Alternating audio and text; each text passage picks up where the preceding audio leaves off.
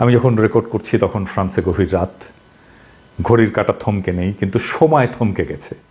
ভারত পাকিস্তানের সীমান্তে যুদ্ধের দামামা, আলো নয় কেবল ধোঁয়া। পাকিস্তান দাবি করেছে ভারতের হামলায় নিহত হয়েছে 3 জন নিরস্ত্র মানুষ, একজন শিশু যার হাতে ছিল খেলনা, কোনো বন্দুক না। এটাই কি সেই যুদ্ধ যেটা বহুদিন ধরে গল্পে ছিল, হাদিসে ছিল, প্রপাগান্ডায় ছিল? গাজওয়াতুল হিন্দ, যার কথা একদা গভীর রাতেই ভারত পাকিস্তানে 3টা লোকেশনে 9টা টার্গেটে মিসাইল আক্রমণ করেছে। আমরা অনুমান করতে পারি এই আক্রমণ একটা ফুল স্কেল যুদ্ধে পর্যবসিত হতে পারে। পাকিস্তান আর্মি 2টা ভারতীয় জেট ভূপাতিত করেছে। ভারতের মিসাইল আক্রমণে পাকিস্তানের 3 জন নাগরিক নিহত হয়েছে, যার মধ্যে একজন শিশু। এই প্রসঙ্গে বহুল আলোচিত গাজওয়াতুল হিন্দ নিয়ে আমরা আজকে কথা বলবো। এইটা এমন একটা ধারণা নিয়ে যেটা একদিকে জিহাদের স্লোগান, আবার অন্যদিকে রাষ্ট্রীয় ভয়ের পুঁজি। গাজওয়াতুল হিন্দ শব্দটা শুনলেই কানে বেজে ওঠে ধর্মীয় যুদ্ধ, আগ্রাসন এবং এক গভীর ধর্মীয় আবেগের প্রতিধ্বনি। কিন্তু আসলে এটা কি? কোথা থেকে এলো এই কথা? আর কেন একবিংশ শতাব্দীতে এসে আবার মাথাচাড়া দিয়ে উঠেছে সেই পুরনো মিথ? আর কেনই বা বলছি এই গাজওয়াতুল হিন্দ সম্ভবত শুরু হয়েছে আর ভারত পরাজয়ের পথে অগ্রসর হচ্ছে? আসুন ইতিহাস, ধর্মতত্ত্ব এবং রাজনীতির সীমানা পেরিয়ে খুঁজে বের করার চেষ্টা করি এই ধারণার উৎস, ব্যবহার এবং পরিণতি সম্পর্কে। গাজওয়াত শব্দটা ইসলামী পরিভাষায় ব্যবহৃত হয় ওই সমস্ত যুদ্ধে যেখানে নবী রাসূল স্বয়ং অংশগ্রহণ করেছিলেন। আর হিন্দ মানে ভারত, এই দুটো শব্দ মিলে দাঁড়ায় হিন্দের যুদ্ধ। কিছু হাদিসে উল্লেখ করে ভবিষ্যতে মুসলমানরা হিন্দ বিজয় করবে, যেমন সুনান আল নাসাই এবং মুসনাদে আহমেদে একটা বর্ণনায় বলা হয়েছে, আমার উম্মতের একটা বাহিনী হিন্দের সঙ্গে যুদ্ধ করবে, আল্লাহ তাদের ক্ষমা করবেন। তবে ইসলামিক স্কলারেরা অনেকেই বলেন যে এই হাদিসগুলোর সনদ দুর্বল এবং এগুলোকে ঐতিহাসিক ভাষ্য হিসেবে ধরা যায়, কিন্তু তা দিয়ে আধুনিক রাজনৈতিক সহিংসতার বৈধতা পাওয়া যায় না। 20 শতকের শুরু থেকে বিশেষ করে পাকিস্তানের রাষ্ট্রনীতিতে গাজওয়াতুল হিন্দ হয়ে ওঠে এক কল্পিত ধর্মীয় আদর্শ। অনেক সংগঠনই তাদের রাজনৈতিক প্রপাগান্ডায় এই শব্দগুলো ব্যবহার করে বারবার, যেন ভারতের বিরুদ্ধে যে কোনো যুদ্ধ মানেই ইমানের লড়াই। এই ধারণা ব্যবহার করে রাষ্ট্রীয় সহিংসতা, সীমান্ত সন্ত্রাসকে বৈধতা দেওয়ার চেষ্টা করা হয়। আবার পাশাপাশি এই টার্মটাকে ধরেও ভারতের মুসলমানদের সন্দেহের চোখে দেখার সুযোগটাকে সৃষ্টি করা হয়। কিন্তু এটা কি আক্ষরিক অর্থে যুদ্ধ নাকি প্রতীকী যুদ্ধ? সেই যুদ্ধ কি শুরু হয়েছে? আর যদি শুরু হয় তাহলে কিভাবে শুরু হয়েছে? আর এই যুদ্ধের পরিণতি বা কি? আমার মনে হয় এই লড়াই শুরু হয়েছে, আর এটা শুরু করেছে বিজেপি আর আরএসএস এর হিন্দুত্ববাদী রাজনীতি দিয়ে। এই যুদ্ধটা বাস্তবে অস্ত্রের নয়, বরং পরিচয় নির্মাণের যুদ্ধ, যা ভারতীয় উপমহাদেশকে ঠেলে দিয়েছে একত্ববাদের প্রবণতা এবং আত্মবিরোধী সংকটের দিকে। কিভাবে? ইসলামকে মোকাবেলা করতে গিয়ে হিন্দুত্ববাদ হিন্দু ধর্মের আত্মবিনাশ ডেকে আনছে। এমন একটা আত্মঘাতী প্রকল্পে তারা লিপ্ত হয়েছে যা আদতে শেষ বিচারে হিন্দু ধর্মকেই ধ্বংস করে দেবে। হিন্দুত্ববাদ যতটা না ইসলাম বিরোধী, তার চেয়েও বেশি হিন্দু ধর্ম বিরোধী। কারণ ইসলামকে পরাস্ত করতে গিয়ে সে নিজেরই ধর্মকে এমন এক কাঠামোর ভেতরে বন্দী করতে চায় যা ইসলামিক তৌহিদ বা মনোথেইজমের ছায়া।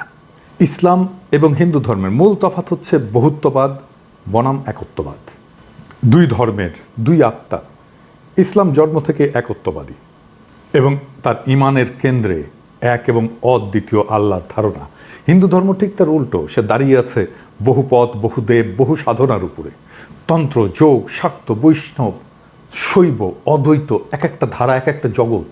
ভগবদ্গীতায় কৃষ্ণ বলেছেন যে যে যেভাবে আমাকে চায় আমি সেভাবেই তার কাছে ধরা দিই।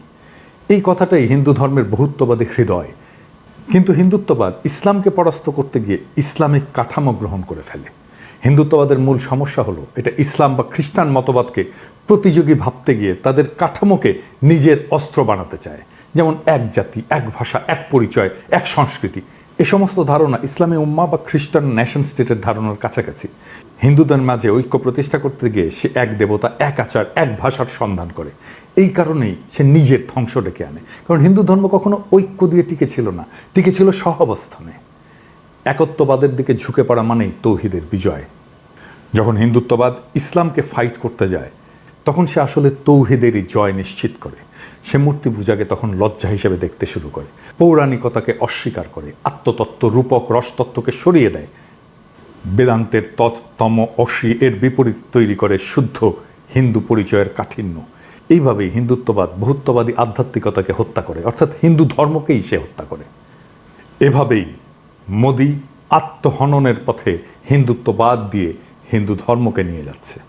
এইভাবেই একদিন হিন্দুত্ববাদ যখন নিজের দেহে একক দেবতার ধর্ম নির্মাণ করবে তখন সে নিজেই আর হিন্দু থাকবে না, সে হয়ে উঠবে একটা হিন্দু নামধারী ইসলামী রাষ্ট্রীয় কাঠামোর ছায়া, যার মধ্যে থাকবে না সাধনার পথ, থাকবে না দেবদেবী উপাসনা, থাকবে না অবতার তত্ত্ব, থাকবে না উল্টো যুক্তি। সে সময় ইসলাম যদি আসে তাহলে সে বলবে, তুমি তো একত্ববাদকেই বিশ্বাস করো, কিন্তু আমাদের একত্ব অনেক আগে থেকেই পরিণত, তুমি শুধু তার ছায়া, তুমি তাকে অনুসরণ করেছো। এই ছায়া যখন আত্মার আর আশ্রয় দিতে পারে না তখন মানুষ মূল উৎসের দিকে ফিরে যায়। তখন তৌহিদ শুধু জয়ী হয় না, হিন্দুত্ব নিজেই তাকে তার মঞ্চ প্রস্তুত করে দেয়। তাই গাজওয়াতুল হিন্দ কোনো বাহ্যিক যুদ্ধ নয়, এটা ভারতীয় পরিচয়ের মধ্যে এমন এক আত্মঘাতী দ্বন্দ্ব যেখানে এক ধর্ম অন্য ধর্মকে মোকাবেলা করতে গিয়ে নিজেকেই তাকে রূপান্তর করে ফেলে। হিন্দুত্ব ইসলামকে হারাতে গিয়ে ইসলামিক কাঠামোকে গ্রহণ করে। এটাই আত্মহনন, এটাই ইতিহাসের সবচেয়ে বড় পরাজয়, যেখানে তুমি যেত না বরং তোমাকে হারিয়ে অন্য কেউ তোমার জায়গায় দাঁড়িয়ে যায়। আমি যখন রেকর্ড করছি তখন ফ্রান্সে গভীর রাত, ঘড়ির কাঁটা থমকে নেই কিন্তু সময় থমকে গেছে। ভারত পাকিস্তানের সীমান্তে যুদ্ধের দামামা, আলো নয় কেবল ধোঁয়া। পাকিস্তান দাবি করেছে ভারতের হামলায় নিহত হয়েছে 3 জন নিরস্ত্র মানুষ, একজন শিশু যার হাতে ছিল খেলনা, কোনো বন্দুক না। এটাই কি সেই যুদ্ধ যেটা বহুদিন ধরে গল্পে ছিল, হাদিসে ছিল, প্রপাগান্ডায় ছিল? গাজওয়াতুল হিন্দ, যার কথা একদা বলা হতো একদিন হবে, সেই যুদ্ধ কি আজকে শুরু হলো? নাকি আমরা অনেক আগেই চুপচাপ নিজের ভেতরে সেই যুদ্ধ শুরু করে ফেলেছি? বিজেপি আরএসএস যখন হিন্দু রাষ্ট্র গড়ার নাম করে হিন্দু ধর্মের বহুত্ববাদকে খরচা করে ফেলে তখন তারা ইসলামকে হারাতে গিয়ে তৌহিদের কাঠামো নিজের ধর্মে বসিয়ে দেয়। আর এভাবেই গাজওয়াতুল হিন্দ কোনো মুসলিম বাহিনীর হাতে নয়, হিন্দুত্ববাদের হাতে ভারতের ভেতরেই শুরু হয়ে যায়। এখন যারা বলবে ভারত জিতেছে তারা হয়তো মৃতদেহ গুনছে না, কারণ এই যুদ্ধে পরাজয় মানে শুধু শত্রুর জয় নয়, নিজের পরিচয় হারিয়ে ফেলা, নিজের আধ্যাত্মিকতাকে পোড়ানো, নিজের ধর্মকে কাঠিন্যে মুড়ে দেওয়া। হিন্দুত্ব যখন অদ্বৈতবাদ দিয়ে এক পথে হাঁটতে চায় তখন সে নিজেই নিজের সমস্ত পথ হারায়। আর তখন ইসলাম আসলে আর কিছু করেও না, সে শুধু দাঁড়িয়ে থাকা দেখে কিভাবে তার প্রতিদ্বন্দ্বী নিজেকেই প্রতিলিপি করে ফেলে। এই যুদ্ধের শেষে কি থাকবে? ভবিষ্যৎ হয়তো বলবে এই অঞ্চলে একদিন এমন এক ধর্ম ছিল যার নাম হিন্দু ধর্ম, যার অসংখ্য পথ ছিল, দেবতা ছিল, রূপক ছিল, নারী শক্তির পূজা ছিল, কিন্তু সে নিজেই নিজের শরীর পোড়ায় হিন্দু রাষ্ট্র নামের যজ্ঞকুণ্ডে। এই হলো গাজওয়াতুল হিন্দ, যেখানে শত্রু বাইরের কেউ নয়, শত্রু হয়ে ওঠে নিজের ভেতরের ভয়, প্রতিক্রিয়া আর পরিচয়হীনতা। এই হলো সেই সাংস্কৃতিক সুইসাইড যার শেষে আর ধর্ম থাকে না, থাকে শুধু রাষ্ট্র। আর সেই রাষ্ট্রে মানুষও থাকবে না, থাকবে শুধু বিজয় লিখে রাখা এক শূন্যতা, এক ঐতিহাসিক পরাজয়, যার শুরুটা ভারতের হিন্দুত্ববাদীদের হাতে, যারা হিন্দু ধর্মকে বিজয়ী করতে গিয়ে আখেরে তার নিজের ধর্মকেই পরাজিত করে ফেলে। দর্শক শ্রোতা, এই বিষয়ে আপনার মন্তব্য থাকলে লিখতে পারেন কমেন্ট বক্সে আপনার মন্তব্য।